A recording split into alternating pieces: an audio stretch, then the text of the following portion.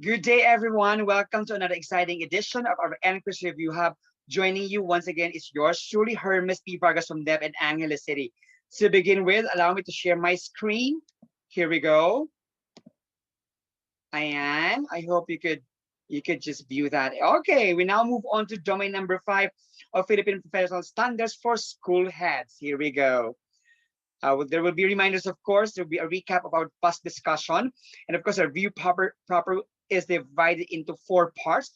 Domain number 5, building connections, summary, mock test, and of course, the discussion of the answers for the mock test. Let's continue. For our reminders, sa mga hindi pa nagsasubscribe, mag-subscribe na po kayo sa aking YouTube channel, youtube.com Hermes P. Vargas. And to those who have already subscribed, thank you so much. And again, like what I was telling you in the previous videos, our YouTube review is totally free, but if you wish to send voluntarily and willingly your token of appreciation, of course, I will gladly appreciate that. That's my GCash number, 0927-585-7144. I am accepting online review for a minimum of 10 persons to maximum of 15 persons, but with minimal fee. But of course, may mga nag-chat na po na baka magkaroon kami ng face-to-face review, kaya lamang po it will be for a very small group after okay ng konti ang ating situation sa COVID-19 pandemic. Okay, here is a recap of what we had last time. Domain 3, we focus on teaching and learning. We discussed the importance of the function of a school head as an instructional leader. It says there that we focus on her duty to strengthen the instructional competence of teachers. And of course, she must be aware and look out niya ang learning outcomes, no? Yan ang pinaka-importante dyan, na magbibigay siya mga technical assistance, and he really should must master the curriculum, assessment, and other stuff related to learning and teaching. So domain number 4, do not forget, the school head focuses on developing him or herself and others.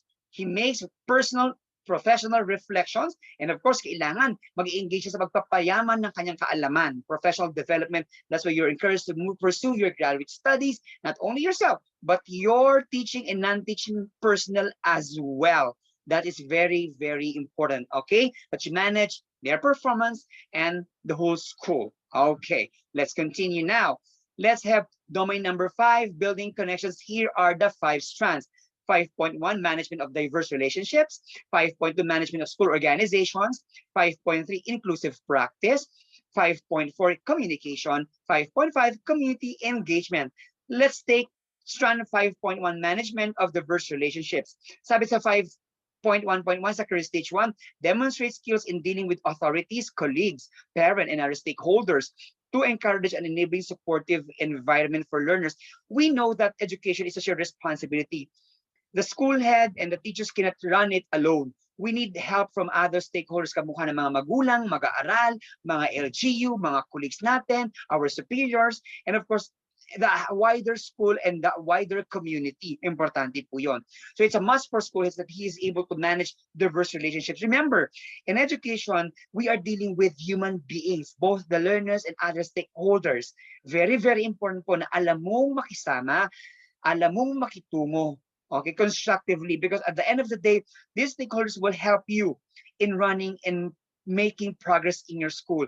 Mind you, if you're able to convince and to engage them in a noble cause, they would see and they will become supportive in advocating and in fighting for a supportive environment for learners. Again, pag supportive ang school head, ang teachers, ang mga magulang, ang kapwa mag-aaral, ang LGU, ang wider community, and other stakeholders pa, naku po, napakadaling patakbuhin ng ating paaralan dahil marami ang handang tumulong.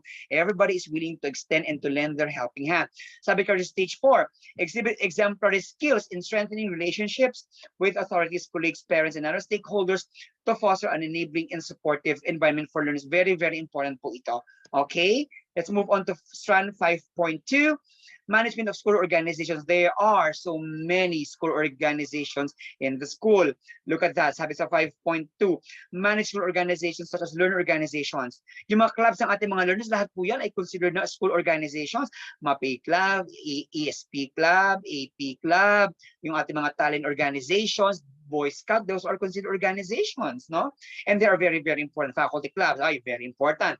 Parent-Teacher Association, yung ating HRPT at ating GPTA, naku, dapat alam mo ang mga guidelines na gumagabay dyan. You must be particular and well versed on the DepEd orders, which guides our conduct of GPTA elections and policies. Okay. So by applying relevant policies and guidelines of institutional goals. Sabi ng stage 3, evaluate accomplishments for organizations such as learner organizations, faculty clubs, and parent-teacher associations to determine their impact on the attainment of institutional goals. Are they helping or are they not helping at all? Are they contributory? Kasi kung hindi naman, you might just abolish it. You know, we can even abolish GPTA. There was one time in the other school that I handled, tinanggal ko ang GPTA because of certain provisions. I abolished it for that school year. I abolished the GPTA, you know? So kailangan alam mo at aware ka dun sa mga policies and guidelines niyan. And of course, as a school head, as school leader, as a principal, you must be able to manage the school organizations. Okay, let's continue with strand 5.3, inclusive practice. You know, very important, inclusive education. Remember, even before SDG came, nung meron pa tayong MDG, Millennium Development Goals, diba? Sabi ito, F ang bukang bibig natin, education for all. And until today, that is still true. No? 5.3.1 says, demonstrate knowledge and understanding of inclusive practices such as gender sensitivity and physical and mental health awareness and culture and responsive to foster awareness, acceptance, and respect. Kahit ano pang gender niyan, ano pang kulay, ano pang katayuan sa buhay, tandaan mo, you have to provide quality education. Wala kang pipiliin para sa mga pagbibigay ng edukasyon para sa mga mag-aaral natin. And that is a way to respond as frontliners of education. We become more responsive because of this challenge in inclusive practice of education. Sabi ng stage 3, engage the wider community in promoting inclusive practices such as gender sensitivity, physical and mental health awareness, and culture responsiveness to foster awareness, acceptance, and respect. Hindi na kayo sa school nakakaintindi at nakakaunawa ng inclusive practice of education. Dapat maging sa labas yung barangay level, sa barangay level pa lang alam nila kung ano yon. Remember, we do not practice discrimination or bullying. We accept our learners as they are. Kay babae, kay lalaki, kay LGBT, mayaman, mahirap, PWD, as much as possible, we must be able to respond to them at makagawa tayo ng paraan para maibigay natin ang kanilang mga pangangailangan o special na pangangailangan. That is inclusive practice of education. Education po is for all and we must provide opportunity, avenue for them to learn. Okay? Let's continue po. Strand 5.4, communication. Demonstrate competent skills in speaking and writing, as well as in utilizing communication platforms and communicating with teachers, learners, parents, and other stakeholders. Tanga ba ang paglabas mo ng memo? Mayroon ka bang template na sinusundan? Hindi ka ba nagkakamali sa grammar man lang? Okay, dapat careful po tayo na school heads, future leaders, and as future principals. You should be competent in your communications, both in the written and in writing. Kung hindi naman, you have to calibrate yourself. Mag-aral ka na, strengthen mo yung skills mo dyan. Importante po yan because, you know, a failure in communication would result to a failing school. Kailangan marunong talaga tayo makipag-communicate. Importante po ang pakikipag-usap, pakikipag-dialogo sa ating malawak na stakeholders. And mind you, as school heads, as principals, as school leaders, this is part of our responsibility. Sabi ng number 3, stage 3, mentor school personnel in communicating effectively in speaking and writing, as well as the positive use of communication to platforms to facilitate information sharing, collaboration, and support. Ako po, I have our FB group ng aking mga teachers sa school namin.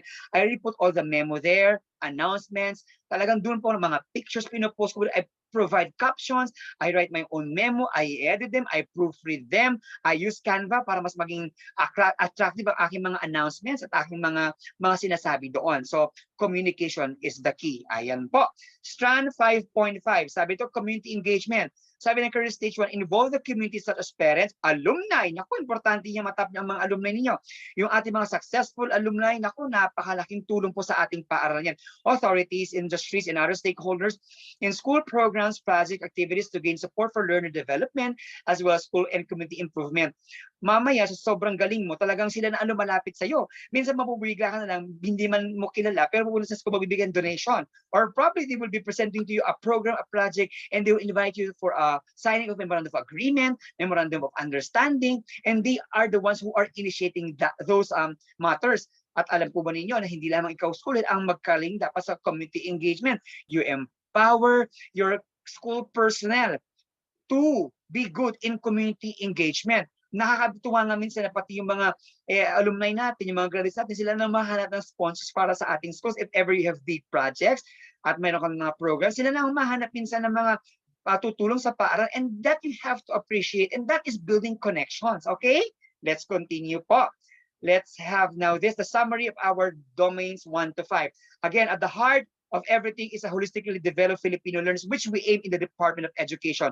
Again, Domain 1, leading strategically, and Domain 2, managing school operations and resources, are geared towards school effectiveness. The school must be run smoothly, ethically, legally, and appropriately. But along with that, you have to have a very powerful, productive, competent people.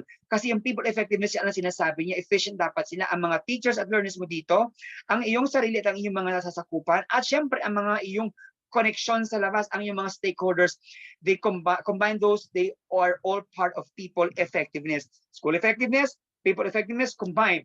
That you are on the right track because your learners will be, in the long run, holistically developed Filipino learners. Those are, again, the small picture of domains 1 to 5 in the Philippine Professional Standards for school heads. Let's continue po. As I promised, we shall have a mock test. Susundan po ninyo ako. Here are the guidelines. There will be 10 questions. Each question will be shown on the screen and will be read once. You will be given 45 seconds to read and answer. Time will be used. So kailangan medyo mabilis sumagot, mabilis mag-isip, mabilis magbasa, at mabilis mag-shade. Ayan po. Ito ang guideline number 4. To use the answer sheet provided. Just blacken the circle of the correct answer. The key to correction will be given after all questions have been asked. I will be discussing the answers. And the passing score is 70%, which is equivalent to 7 points. Let's continue. Here is the mock test answer sheet. Kung nakikita po ninyo, ayan. Ayan, no? Mag-blacken na kanyang circle dito sa mga bilog-bilog natin. Ayan. Ito na po ang ating first question. I hope you can go with me. Here we go. Number 1, which of the following statements about PPSSH are true? 1, the PPSSH introduces a continuum that school heads need to improve their professional practice and pursue career progression. Number 2, it sets out what school heads are expected to know, be able to do, and value as they progress in their profession. Number 3, it provides for a common language for high-impact leadership expected of school heads. Number 4, it serves as an official statement of professional accountability of school. A, 1, 2, and 3. B, 1, 2, and 4. C, 1, 3, and 4. D, 1, 2, 3, and 4. Let's finish the timer before we move on to the next question. Time is up.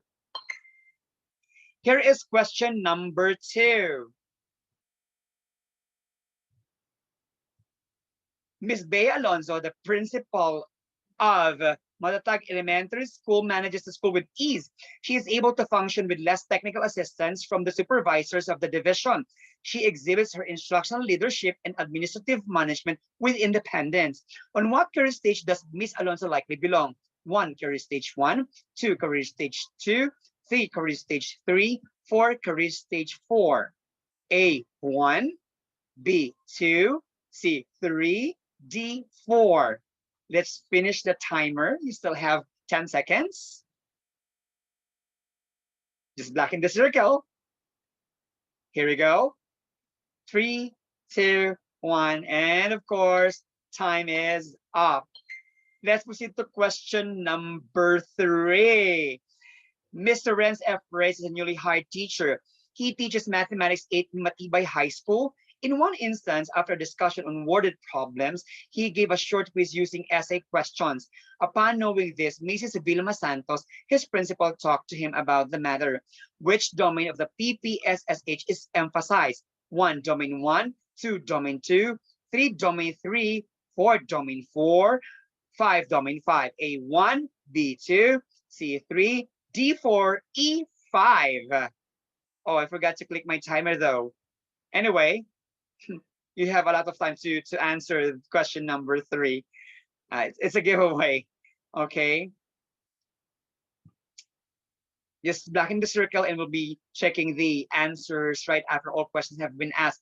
And of course, I will allot a time to discuss why the answer is like this and like that, unless you will be guided clearly and appropriately. Okay? So hang on there po mga kapatid, mga kasama sa David na papasa ngayong taong ito sa ating principal's test. Ayan!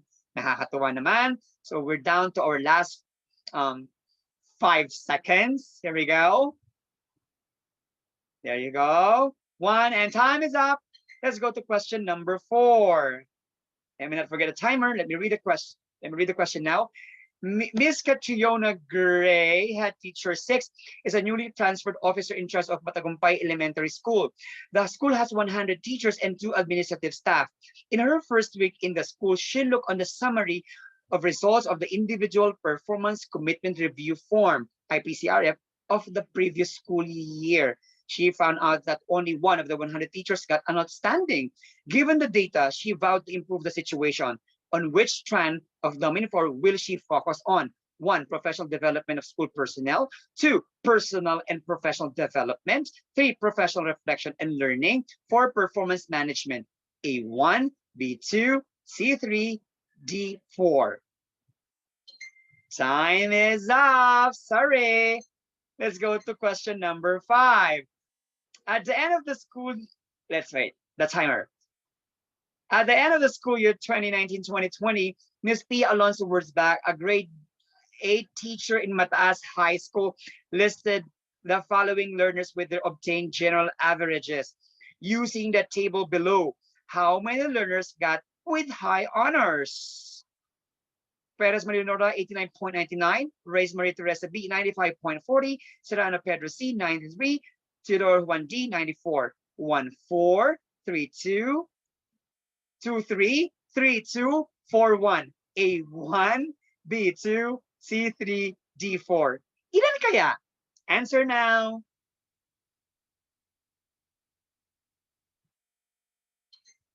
Time is up.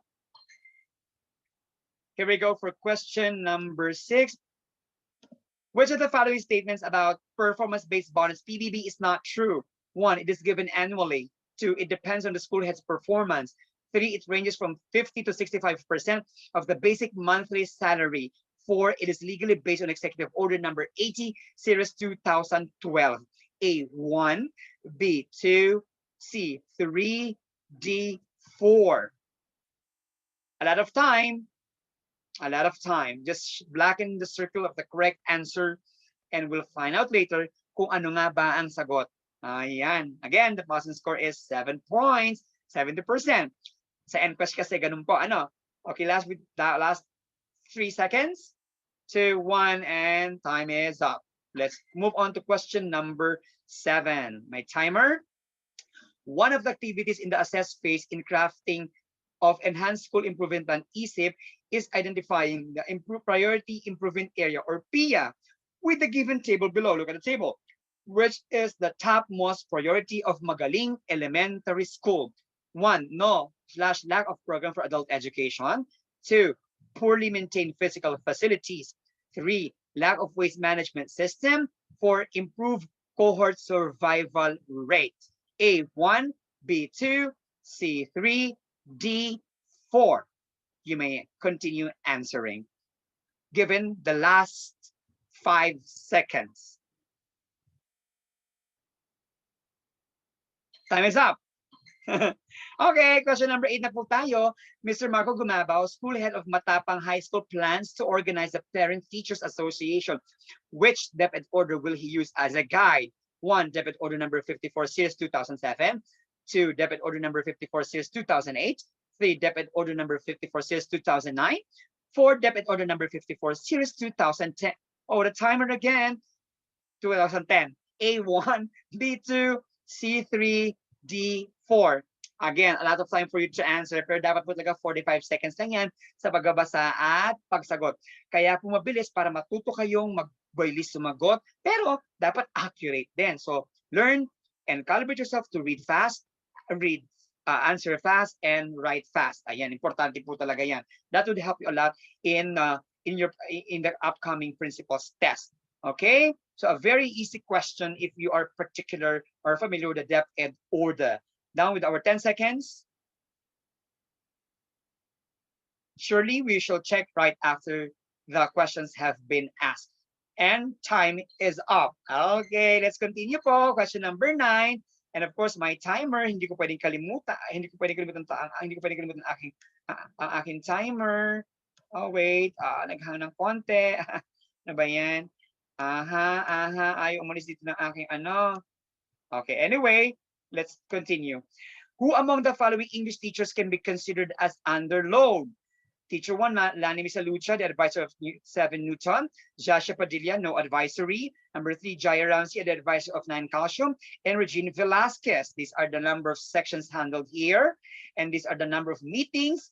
Ayan, per section. And of course, wala silang ancillary load.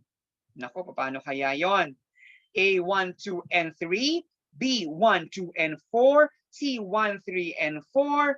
And D, 2, 3, and 4, who are considered to be under load. Okay, 5 seconds to go.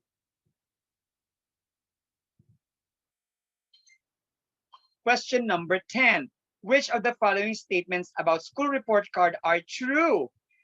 It is a comprehensive report that provides stakeholders a snapshot of the school's current condition and performance.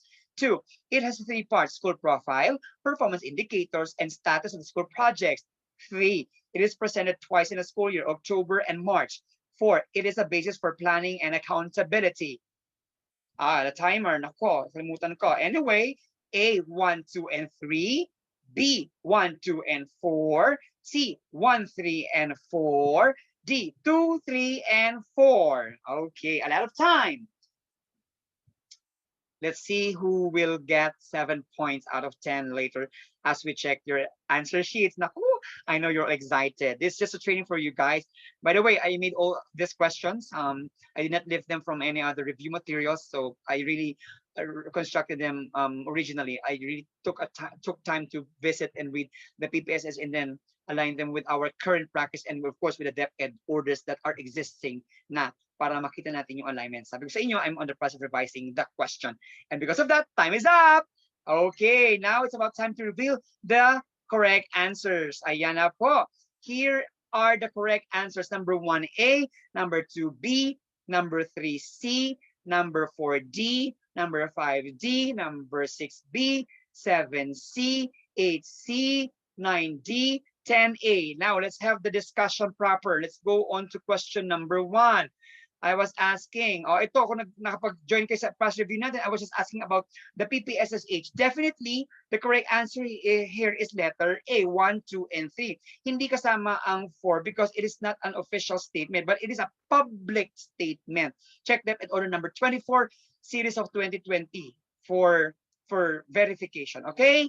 Ayan po. Question number 2. The correct answer here is letter B, career stage 2, kasi ang clue mo dito ay yung independence, performing independently. If you check career stage 2, yun ang sinasabi niya, a principal which can perform independently. And that is career stage 2. So the answer is this. That's it. That's letter B. Okay, let's continue po. Ayan. Sa number 3, the answer is letter C. Sabi niya rito, ano ang ine-emphasize na the domain ng PPSH? That's very simple. It talks about focusing on teaching learning. That's domain 3. Why? Because this is about learning assessment. And learning assessment, the strand on learning assessment is under domain 3, teaching and learning. So, domain 3 yon, eto yon, edi letter C tayo doon. Ayun, ganun. Okay? Okay, number 4. Number 4, the answer is letter D. Performance management. That is number 4, and that is letter D here. You already have a clue here eh. Look at that. Individual performance. Ayan no. So performance management ang titingnan ng bagong lipat na principal. Okay, that's domain number 4. Ne? Let's continue. Number 5. Oh, number 5. Your reference here is DepEd order number 36 series of 2016. No? Ilan ba dito? Okay. Sabi niya dito, ilan ang with high honors? Isa lang, si Maria Teresa B. Reyes lang. 95 ang average niya. So number 1, only 1. So number 4 siya dito, and that is 1, and that is letter D because she's the only one who got 95. Leonora, Pedro, and Chodro got 18 na, 90 to, 90 na to, ito 90 na, ito 90 na. So yung 90 to 94 with honors lang yon. Yung 95 to 97 kasi with high honors, 98 to 100 with highest honors po yon. Again, DepEd order number 36, series of 2016 for verification. Okay?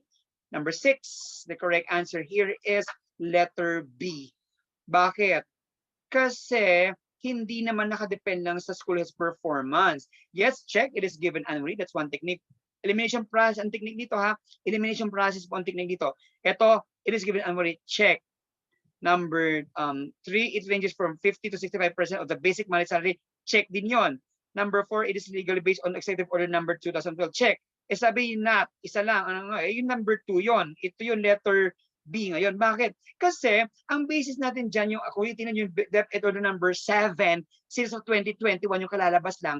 You look at the schools will be ranked based on 2 bases.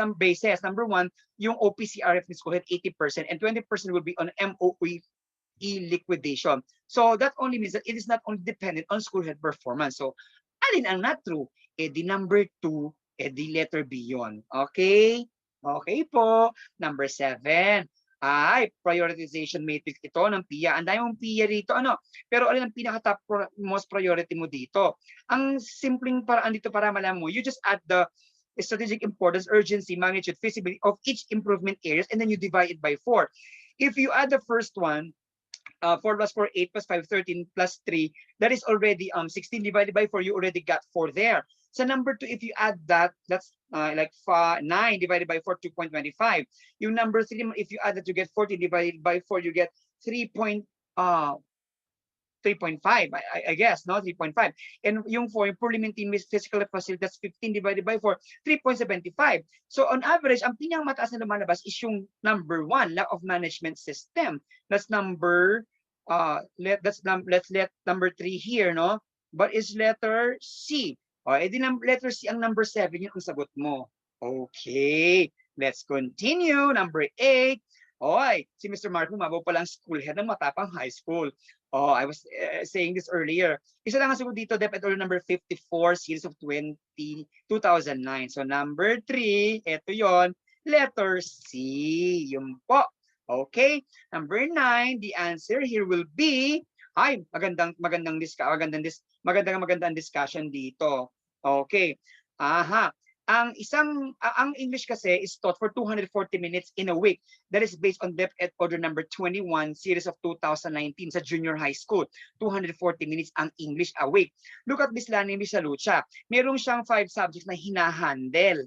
240 minutes yan isang linggo. So you multiply 2,400 minutes by 5, no? You try to multiply that. Now, if you multiply that 240, multiply mo yan ng 5, you're 200, 60 minutes pala per session.